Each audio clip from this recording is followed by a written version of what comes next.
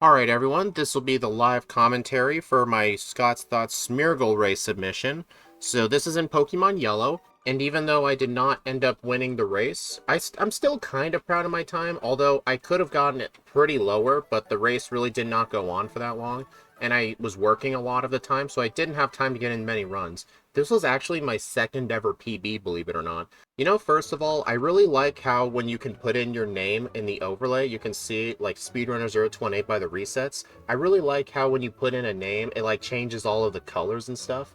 I do not know the code that went into doing that, but it's definitely a really unique touch. So as you can see, I named my Smeargle Speed because I name almost everything Speed. So right here is the first rival battle. Since I outspeed the Eevee, I can't sketch anything, so I have to use my one sketch and immediately get struggle. And there's a pretty high likelihood I can lose this fight, but since it's at the very start, I'll only lose like 50 seconds, so it's not a big deal if I lose this fight. Alright, so as soon as I finish delivering Oak's parcel, what I do is I go to the mart and buy 10 potions.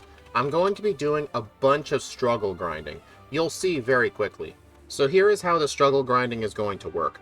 I need to get to level 7 off of wild Pokemon, and then I gotta pick up the Pokeball that's in the forest for a Pidgey. Since I spent all my money on potions, I need one Pokeball to catch my fly user, so I get that free Pokeball right there. And as you can see now, I'm level 7, but I haven't been fighting any trainers yet.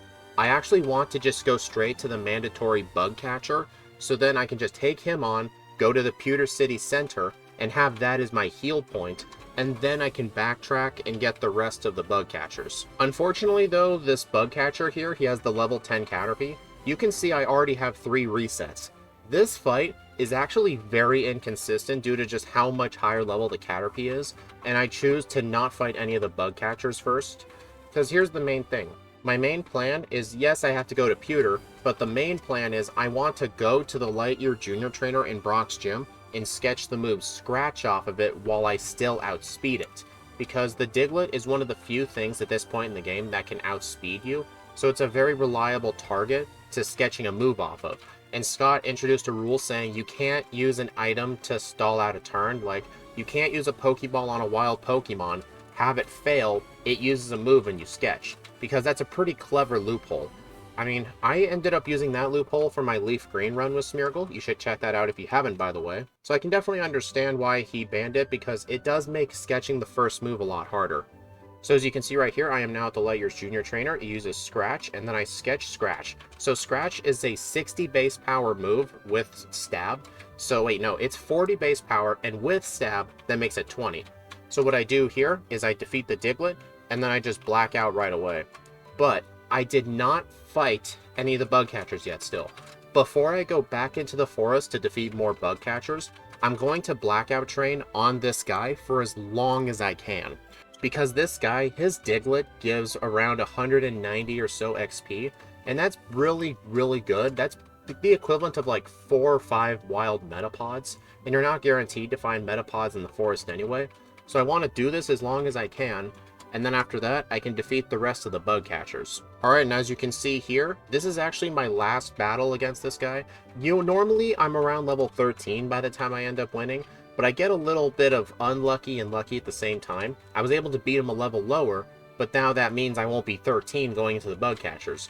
But anyway, after this, I can fight the rest of the bug catchers. So as you can see, I have Sketch on my moveset I got from level 11. I'm saving it for when I catch my Pidgey. I want it to be a high level Pidgey, so my Scratch will not kill it in one hit. And then I'll lower its health, it'll use Sand Attack, and then I can sketch Sand Attack, I'll use another Scratch, and then throw a Pokeball at it. This order of events is completely fine. I can't throw the Pokeball first, have it fail, then sketch. I'm allowed to damage it, then sketch it. That's completely fine.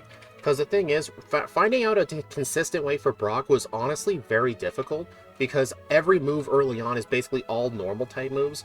And honestly, my second option was actually Defense Curl instead of Scratch. But the reason I didn't end up going for it was just because, like, it really wouldn't help out too much, because I'd still be taking way too much damage. I think I remember testing this, even at 6 defense curls, I'd still be taking 2 damage from the Geodude. So the main plan here is I have to set up 3 Sand Attacks, which is a perfect in the middle type of thing, because if I use 6, the odds of it not hitting doesn't really go down as further in proportion to starting at 0 then going to 3 sand attacks. Because, for example, 0 to 2 sand attacks gets you all the way down to 50% accurate. But if you go all the way down to, like, 4, it puts it, like, 40, I'd say? I don't remember the exact numbers, but the proportion isn't as good.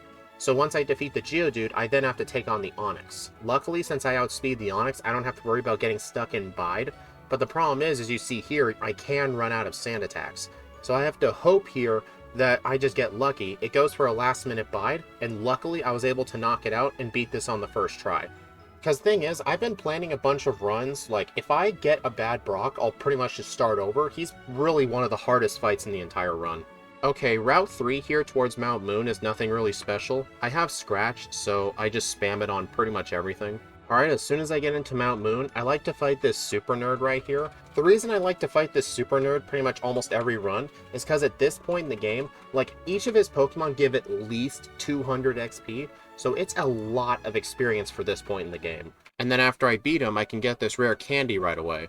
Funny thing is, since I'm in the fast level up group, I'm actually not going to be saving all the rare candies for the end. Smeargle is one of those weird Pokemon where, like, for a fight that's halfway through the run, like Koga or Sabrina or something like that, you have to be a pretty high level, but then by the time you make it to the champion, you'll have an overpowered moveset, so you don't need to be as high of a level.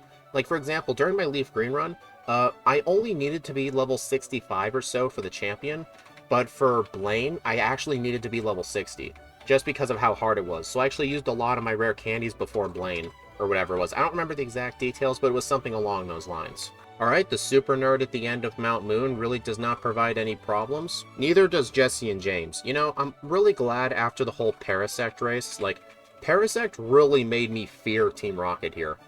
So, that's why from now on in my yellow videos, Jesse and James are always going to get an intro just because of how bad it was with Parasect. Although, unfortunately, I get really bad poison luck and the coughing just hits me for too much damage. And, I was almost able to take it out, but I ended up losing, so that was a pretty hefty reset. I mean, in my Parasect submission, my first reset was also with this fight, so I guess Jesse and James just does not like me participating in races. Alright, now that we're in Cerulean City, I have to do one thing. I have to deposit my Pidgey only, and then after I deposit the Pidgey, I then enter Misty's gym, and I defeat both of the gym trainers here. And the reason I wanted to fight both of Misty's gym trainers is so the final trainer gets me to level 21 so I can get my third sketch. And what will the third sketch be? A water move. I will be sketching Water Gun off the Staryu. I have heard you can just sketch Bubble Beam. I've tried that, but the problem is, like, it's not easy to just get to the Starmie. Plus, the Starmie only has a 1 in 5 chance of using it, since it can use any of its moves on me because of my typing, or it could use an X-Defend, so I just found it much more reliable to just sketch Water Gun. And then the reason I deposited the Pidgey is so I can immediately just black out and take on Rival 2, as you can see right here. So the first thing I do is use a Sand Attack. I luckily don't get hit with a Growl, and my plan is just to use 2 scratches on it, so getting hit with a Growl there would be really bad. But the main reason I wanted Water Gun was to make the Sandshrew a lot easier. I've actually been looking at what some other racers have been saying about this. A lot of them really said that Rival 2 is one of the worst fights in the whole run because they had no move for the Sandshrew, but I pretty much have this fight easy because of Water Gun. So that was honestly the #1 reason. It was just for the Sandshrew and for the rock types coming up in Rock Tunnel. After Rival 2, the Route 24 and 25 trainers pretty much they're just smooth sailing thanks to Scratch and Water Gun, but after I fight a few trainers, I'm going to heal at the center mainly to restore my power points, and at this moment, I actually go to the Pokemon Mart and actually order a few more potions, because Smeargle has just really bad defensive stats, and I gotta make sure I'm topped off on healing items. This Rocket right here pretty much worries me every single run because his Machop can deal decent damage with Karate Chop, and the Drowsy could use Pound and Hypnosis. So luckily I didn't have any problems, but I just wanted to mention this because I have had runs where he was a massive problem. And now since I've already beaten Misty, I can just go straight on down to Vermilion City. When I get to Vermilion City, I sell the nugget in my bag, and then I just buy some super potions and some regular repels for later. And now while I'm on the SS Sand, normally I would get things like the TM for Rest, or the TM for Body Slam, or the rare candy guarded by this gentleman, but since I can't learn any TMs, I'm just gonna get the Gentleman Candy and fight Rival 3.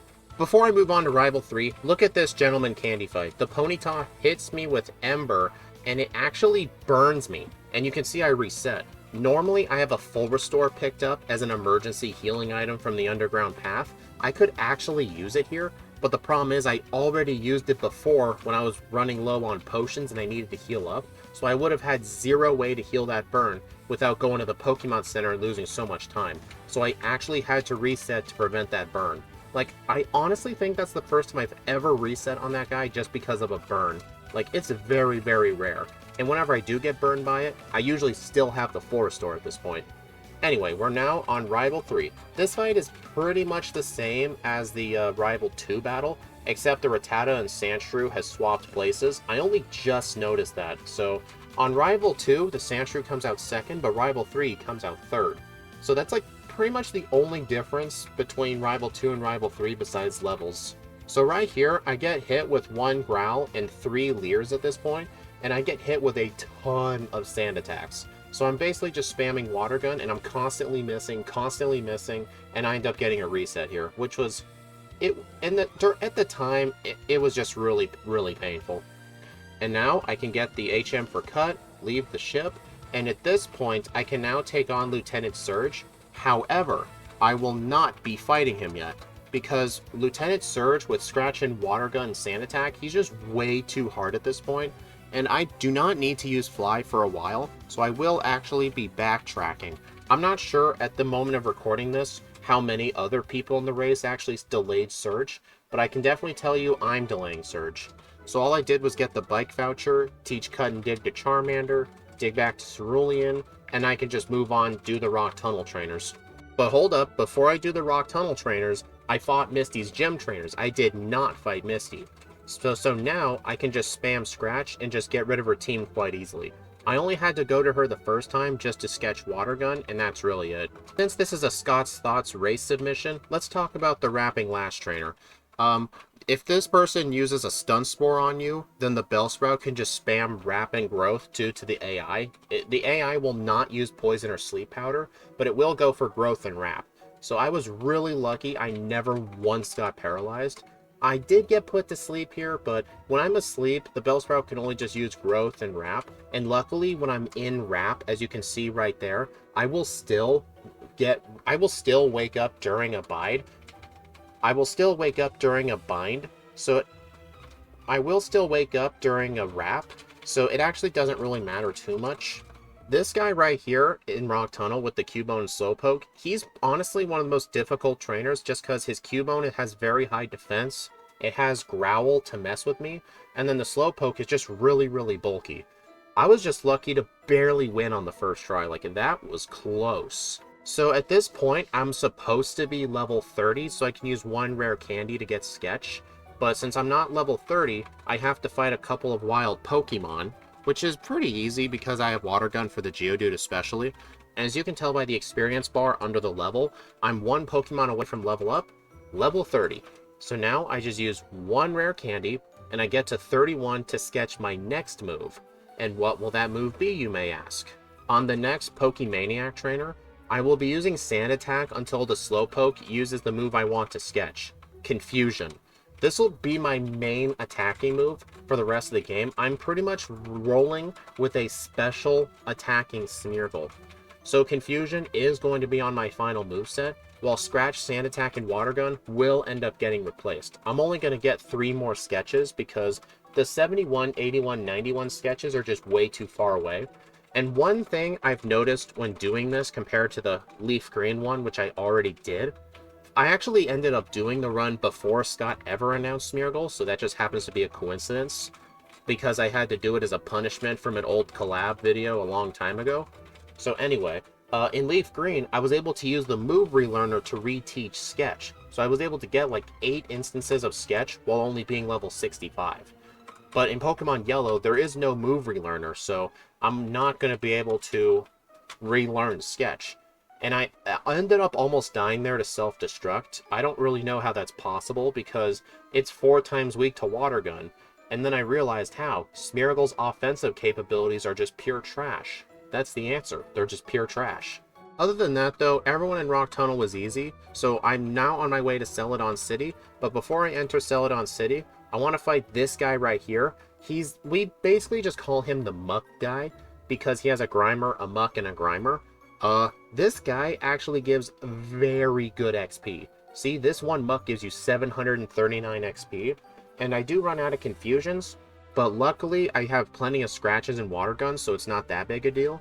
And in total, his team probably gives like 1400 XP, so we're definitely going to need that. And now that we're in Celadon City, we need to do a couple of things. The first thing I'm going to do is get the PP up right here, because for the Elite Four, I'm actually going to be using PP ups on my main attacking moves, because I'm going to be relying mostly on weaker powered moves, just because of the abundance of power points, and I was trying to save time from constant healing at the Pokemon Center. Plus, I've noticed in Pokemon Yellow, there are trainers with like really powerful moves, but the main issue is that like they're oftentimes really hard to sketch because they're on really difficult trainers or they're just too powerful. But in here, all I do is just get the PP up and then the rare candy. I use 2 PP ups on Confusions, so that now gives me 34 power points, but that's after I already used some. So once I heal at the center, you'll know just how many I have. And now I have to do some shopping. After I sell some things, I buy some super potions and some super repels, and then I buy the Pokédoll for the Marowak Ghost. I don't buy any vitamins this run because I really did not need any vitamins, plus I really didn't have the money. I was just so hyper focused on buying potions, because my whole strategy is basically trying to cut back on Pokemon Center trips. Because if you have to constantly heal so many times and fly, that costs a lot of time, so I've been trying to cut that back as much as possible. I don't know how much it helped in the end, but that's just the strat I was going for.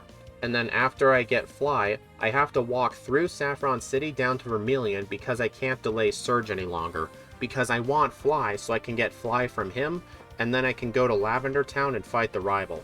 So now, I'm a much higher level for Surge, but let me just show you just how bad this fight can be. I use a Sand Attack, and one Thunderbolt did that much damage. If I had come into this fight at the level I beat the SS Ann at, which I think was like level 26, 27 I think, like that probably would have one-shot me. Like I would have had to get really, really lucky with Sand Attacks, and then I get hit with a kick and a punch, doesn't do that much luckily, at least compared to Thunderbolt, and then the Raichu just wastes a couple of turns, and I end up winning. So there you go. Let's move on to Rival 4 now. So my camera is blocking the overlay a bit, but the final Pokemon is Eevee. So on the Fearow, what I just do is just spam Scratch. Although I do get hit with a Growl, but I'm still spamming Scratch. And then on the Magnemite, I just use some Confusions, but you can clearly see just how little non-crits are doing. Because the Magnemite actually has higher special than defense, so Scratch would have been the better choice, but the main reason I couldn't use Scratch was because I got hit with Growl, so Confusion literally would have done more damage. So after I fight Rival 4, I actually fight 2 channelers that are on this floor. I actually need a very small amount of experience before one of the upcoming gym leader fights, I believe it was. So these 2 trainers I actually routed in just to fill that need. And then once I get to the very top, I can pick up the rare candy, I can use the Pokédoll on the Marowak, and then I can clear out Jesse and James up top. Well, at least I tried to, but as you can see, I ended up getting a reset because the Weezing hit me with Sludge and I was poisoned. So yeah, that was quite bad. But you know what's funny though? In the Parasect race, my second reset was at this exact fight. Like, I hate Jesse and James at this point. Like, they're really powerful rocket grunts. Like, I don't care what the anime says, like, they were just constantly giving me resets. Like, it was so annoying. So the one thing I like to do after getting the Poke Flute is to immediately just go over here, wake up the Snorlax, and then I can go down to Fuchsia City and enter the Safari Zone. And then when I'm done with the Safari Zone, I can just dig out of it back to Celadon or Saffron or wherever I last healed at. Because there are pretty much no mandatory trainers while doing that part, and it is mandatory, so just do it. And right here, you can see I'm spamming Sand Attack on the Snorlax. I wanted to use Amnesia so I can sketch it. And it doesn't really matter if I faint here, because I can just run away. I don't know if this counts, because, I mean, I think it does, because I never really got a message from Scott about it, but I really didn't want to risk it, so I actually just reset back to Jesse and James. Because at the time I was thinking, it's probably fine. But then I realized, wait a minute, this may not be fine actually. So I actually just reset and just started the fight over. So I'm actually gonna save in front of the Snorlax, so if it kills me, I can just try again. Yeah, better to be safe than sorry. And then on the cycling road, I get the rare candy and the PP up. And then in the Safari Zone, I pretty much pick up the normal items I always get, like I pick up the full restore. I actually do skip the protein because I'm not using any vitamins. I don't know if that ended up being a bad thing, but I don't think it was. And besides, like, do you see a physical attack on my moveset? I mean, I'm pretty sure it was fine for me to skip that protein. So now, after I do the Safari Zone stuff, I have one of 3 choices. I can either do Erica, Koga, or Silph Co. And I actually fight Erica first. I actually do fight a couple of optional trainers. I cannot fight the Execute Girl because I only have Confusion and Water Gun. So I actually fight the 2 trainers to the right of Erica instead because they have Grass Poison types. I would rather fight those 2 than the 1 trainer with Execute, because that would just be a really, really long fight, especially since that thing has Hypnosis. Alright, Erica time. She starts off with her Tangela, and the first thing I do is I set up my Sand Attack, and then I get off 3 Amnesias, and then I basically just have to sweep with Confusion. So, as you can see, a +6 Confusion only did half to the Tangela, and it luckily knocks out the Weepin' Bell and the Gloom in 1 hit. I was worried while doing this run that they might actually survive just because of how bad my special stat is, but luckily they still survived. So next up, I can either do Koga or Silph Co. As you can see here, I'm doing Koga. So here's a method of training that I haven't seen many people do. I'm actually going to be doing gym training in Koga's gym. Usually people like do Giovanni's trainers or Blaine's trainers for training, but I actually do Koga. I have to fight this juggler here because he is mandatory. I mean, I have to use Water Gun after setting up Amnesias, but even with the Amnesias, it's pretty much a 3-hit KO on everything. Even less than that if I get an unlucky critical hit.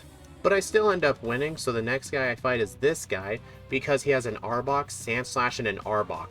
My moveset is made for teams like this. Confusion for the Arbok, and then this Water Gun for the Sandslash. So this is really high amount of XP. Plus the next trainer here is like that, except he has 1 less Arbok. Plus he actually leads with Sandslash, which in my opinion is better, because the Arbok can paralyze you with Glare, but the worst thing the Sandslash can do is just use Sand Attack or Poison Sting. I mean, they're both bad leads, but I would prefer the Sandslash than the Arbok. But believe it or not, due to all of the Sand Attacks I get, I constantly miss my moves, and then by the time I get to the Arbok, I ended up losing just because I could not hit that Sandslash. Like, that was so unlucky. You want to see how unlucky? Let's watch this fight again. I use 1 Sand Attack, Amnesia, get hit with Scratch, Amnesia, hit with a Sand Attack, and then my 3rd Amnesia, and what do you know? Water Gun actually hit! Do you know how many moves you have to miss to go all the way down to red health if the opponent is a one-shot? Like, that's really unlucky. And then I fight the 2nd mandatory trainer with the Drowsy and the Hypno. This guy is still quite difficult because I am only using Water Gun as an attacking move for these guys. But now I can move on to Koga. Koga leads off with his Venonat, and the first thing I do is use 1 Sand Attack to try and prevent it from using Toxic or Sleep Powder. If I get hit with Toxic, it's an immediate reset because it's literally a countdown timer. And I get hit with Toxic twice. So as you can see, my reset counter is very high at this point. I've really been unable to avoid that, especially since the Blackout training does actually count as resets, because for the race, Scott counts Blackouts as resets, so they had to be counted. So, yeah, this was really high, but some other contenders got like 3, 5 resets, and I'm wondering, like, did they even do any Blackout training? Or no? Like, I'm really curious how they did it, but I haven't seen their runs yet as of recording this, so I'll be sure to watch it when I get the chance. Next up, I actually fly here to get the Squirtle for Surf and Strength because during this race, I had a bad habit of always forgetting to get this thing, because I go all the way to this house right here, I try to teach Strength to my non-existent Squirtle, so I have to fly back to Vermilion just to get it. Yeah, I mean, it's funny, but I've kind of gotten over that now. So next, at this point, since I beat Koga, I can either do Silph Co, or I can do Blaine. In the Cinnabar Mansion, though, the only things I pretty much get here are just the 2 rare candies, but like I said, I don't use any vitamins pretty much, because I really do not need them. I mean, the only vitamins that'd be useful is probably the calcium, not the carbos, just because my speed is so good, but really, I don't really use many vitamins this run. Alright, so after I defeat the Rocket Grunt right here guarding the card key, I actually go pick up the card key, but I do not fight the rival yet. I actually go to the 7th floor right here, and I get the calcium. This is one of the few vitamins I actually do want. But we're not done yet. I have to go to the 10th floor, and then I gotta defeat this guy with a Macho. We're gonna watch this fight because he does have low kick, which is a very terrifying move for a normal type. Luckily, he just goes for Karate Chop, which is a normal move in Gen 1, so I escape the fight pretty good. And then I get the Carbos and Rare Candy. I mean, I don't really need many Carboses, but I just picked it up just because it was right there. But I don't fight Rival 5 yet, because I immediately dig straight back out. And now what I do, I'm level 45. I have 6 candies, which was intentional. I have to use 6 candies to level 51, and I can teach Sketch over Water Gun. I'm going to be getting another move, and the move I'm getting is all the way back on Route 4. You have to use Surf to reach this girl. She's the only trainer in the game, at least at this point, who has Paris and Parasect, and they have Spore. I have to keep Sand Attack on my moveset because all of my moves will pretty much just KO them, and then Spore is 100% accurate, so I need to have Spore miss so I can properly mimic it. But then here, when I get to the Parasect, it ends up living on very low health, and then it puts me to sleep and actually knocks me out. I was really worried if I didn't save here, I was actually going to black out, so I actually just reset here, and luckily I did save. Like, I actually had a mini heart attack when actually doing this run. Like, I would have had to start all over again if I had forgotten to save for this person. So I made a reminder to myself, just put everything to sleep. You're not an Arceus, you're a Smeargle. You're gonna need to set up, you know. I mean, I should know this. I've done Smeargle many times before. Alright, and with my moveset of Spore, Amnesia, and Confusion as my main attacking move, now I can go fight Rival 5. Well, I am going to get a 4th move over Sand Attack, but that's going to come later. So what I do on the Sand Slash is I put it to sleep right away, and then I just set up my 3 Amnesias, and then I just spam Confusion on everything. But I can't just spam Confusion on everything, because the Cloister you saw there has very low special compared to everything else, and it was able to survive 1 hit. So I actually do need to put everything to sleep, but this is why I got Spore. A bunch of people in the race did not know this person even existed with the Parasect. I actually was aware that this person existed from the Leaf Green run I did, but even before that, I remember as a kid, there was like one trainer on Route 4 that was out of the way and just had a Parasect. I actually knew of that trainer's existence for probably over a decade. So, yeah, I was able to just get Spore right away. I saw most people were just relying on Sleep Powder. I remember Scott in the server, he basically straight up said he didn't know that person existed, and he was relying on Sleep Powder, so he was having a lot of really bad luck, and I really felt bad for him. So at this point, a lot of the battles are going to start getting really repetitive. Pretty much every fight from here until Rival 6 is just Spore, set up Amnesia, and just spam Confusion. But one fight I do want to bring up, just because she'll resist our moves, is Sabrina, because she's an all-psychic team. So let's take a look at that. Okay, Sabrina starts off with Abra. Luckily, I outspeed everything on her team but the Alakazam, but when I'm able to badge boost with Amnesia, it will put my speed over everything else, so I can take her out. So this fight here was one of the main reasons that got me to use a bunch of PP ups on some weak moves, because I have to use so many Confusions just to knock her Pokemon out, and right there, I ended up letting the Kadabra heal, just because, like, I just kept spamming Confusion when it woke up, and I keep needing to get this into my thick head. Like, I'm supposed to put things to sleep. I am not an Arceus, I am a Smeargle. So, that's what I had to keep telling myself. So at this point, I have 8 Confusions left. It will be enough because Sabrina does not have Hyper Potions. She does have Recover though, so I want to make sure I do not have the Alakazam awake. And luckily, I win with 2 Confusions left. Blaine here is pretty much the same way, but her Ninetales is quite a bit of a troll. It does have Quick Attack to move first, but if I forget to put it to sleep again right away, It can use a massive damage flamethrower, or it could use Confuse Ray for massive damage. But luckily on everything else, since I still outspeed them thanks to the badge boost glitch, I don't level up on Arcanine. I can just put it to sleep and just spam Confusion all the way. I mean, here's the main reason I didn't sketch Psychic, because not many trainers in this game have Psychic on their moveset, and the ones that do are generally very hard trainers to knock out, so I wanted to sketch moves that were easier to get to, if you know what I mean. Alright guys, here is the final gym leader, Giovanni. I mean, things are starting to just repeat themselves over and over again, but we're gonna get sketched one more time at level 61 over Sand Attack. You'll see what that move is, but first you just gotta see this Giovanni battle. Rival battle. Anyway, so normally I remember in a bunch of runs, if you have Mimic, you can just Mimic double team off the Persian, but we're obviously a Smeargle. I actually looked, not a single Pokemon in this game knows Mimic, because Mimic can only be taught by TM. No one can learn it by level up. No trainer in the game has it.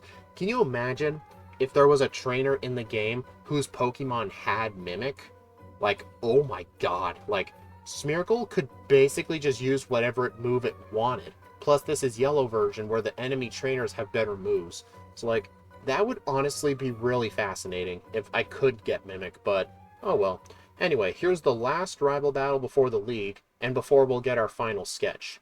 So I just put it to sleep like before, set up some amnesias, and then I just spam Confusion. Although at this point, the rival has an Execute on his team, which he didn't have before. So now he has 2 Psychic types instead of 1, but luckily I am able to take it out with just 3 Confusions. But other than that, like, the whole thing is just a spam Confusion fest. So let's just watch as I just slowly but surely take everything out. Alright, we're on the Flareon. I put it to sleep. I use Confusion. I use another Confusion. It woke up. I thought it was fine because I was so close to knocking it out. It lived on low health and it actually KO'd me. Like, I mean, you can't blame me for playing risky like that. It was at such low health, but then I just got a really terrible low roll. And it happened to pick Flamethrower, and it critical hit. So that was a very, very hefty reset. Like, I still think my route's pretty good, but it's just plagued by a bunch of expensive resets. Expensive in terms of, like, how much time I lost. Alright, on the next attempt, the Flareon actually stays asleep the whole time. I get to level 58, and now I can actually move on. So when I'm in Victory Road, I get the final rare candy right here, although I don't have room in my bag, so I actually have to throw away the TM for Mega Drain, and then pick this item up. But I need, since I only have 1 rare candy left, I have to be level 60 in order to be able to use it to get Sketch. So I actually have to fight some very specific trainers. Also, the reason I reset there was because I actually forgot to heal at the Pokemon Center, and I was running very low on power points, but during the whole league, Smeargle only really needs 1 max elixir, and that's really it. So I just used 1 elixir and it was fine. So on this fight, I pretty much just do what I always do, just set up Amnesia and Confusion, although I really did not put the Persian to sleep. I don't know why. But luckily, like I said before, since I'm in the fast level up group, the trainers in Victory Road, they're honestly very underrated trainers to train on because they have so many Pokemon. The second trainer I take on is this Black Belt right here. He has a Machoke, a Machop, and a Machoke. Obviously, I take on this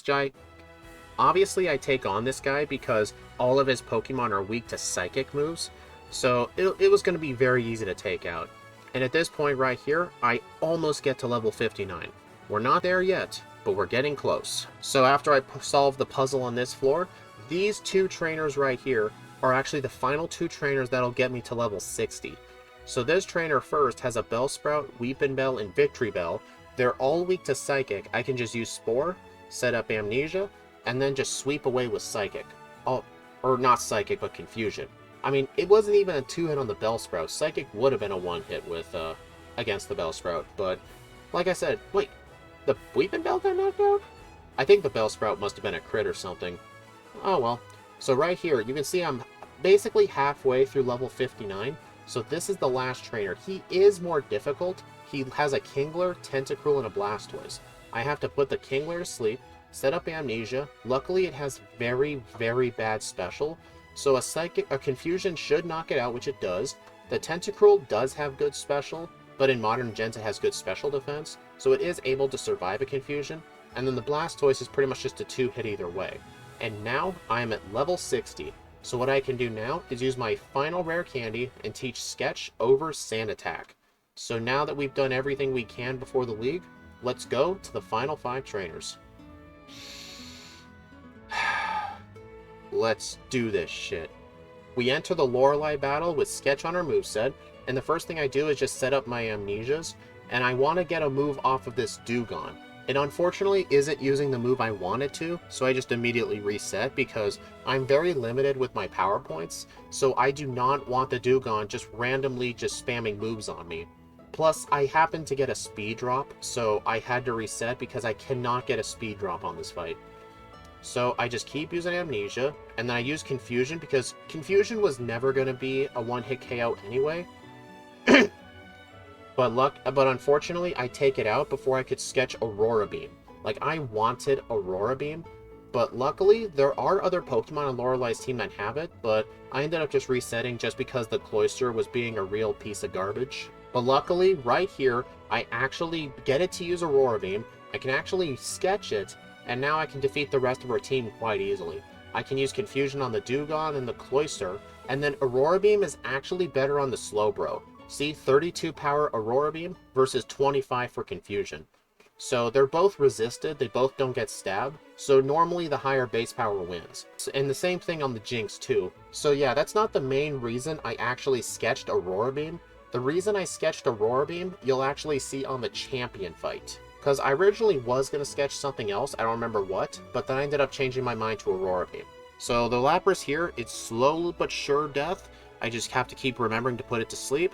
I really hate it when she uses a super potion, but yeah, this is the main reason I wanted to keep Confusion the whole time and use 2 PP-ups, was for the abundance of power points. Like, this fight took probably like 25 Confusion power points. Plus, I still have 29 for Bruno, so let's talk about him now.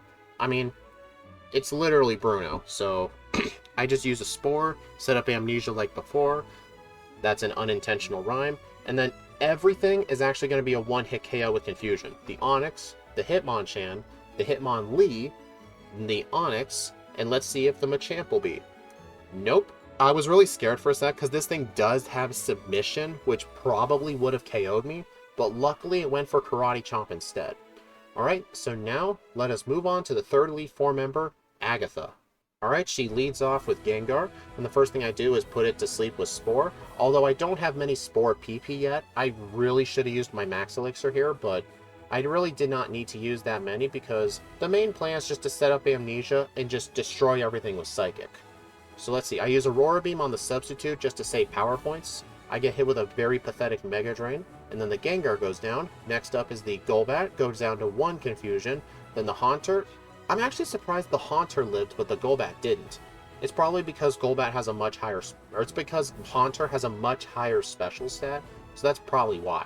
So on the final Gengar, I used my final Spore. Well, I have one left. I used my second to last Spore to put it to sleep and 2-hit KO it with Confusion. And now I've used an Elixir, so now let's take on Lance. Start off like before, I put it to sleep, and then I use 3 Amnesias. Luckily it stays asleep. Okay, I'll put it back to sleep. The main plan is not spamming Confusion, I'm spamming Aurora Beam. My normal plan was to use Confusion, but since I needed Aurora Beam for the champion, I realized it'll actually make Lance faster too.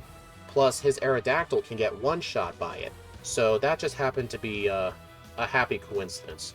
And you know, as we're approaching the champion, I just like to say, if I could have gotten rid of a lot of those very costly, unlucky resets, this probably could have been a sub 110. I knew my route was possible for a sub 110, not those low 102s or whatever other times people got, but I was really trying my best to get the sub 110, but I didn't have enough time, so I just had to stick to this submission. But I'll have you know, if I had more time, I probably would have gotten the 110. It wouldn't have gotten me first, not even close, but oh well. This was still fun, and I would rather never do this again. So this was the reason I needed Aurora Beam, for the Exeggutor, because ignore that crit.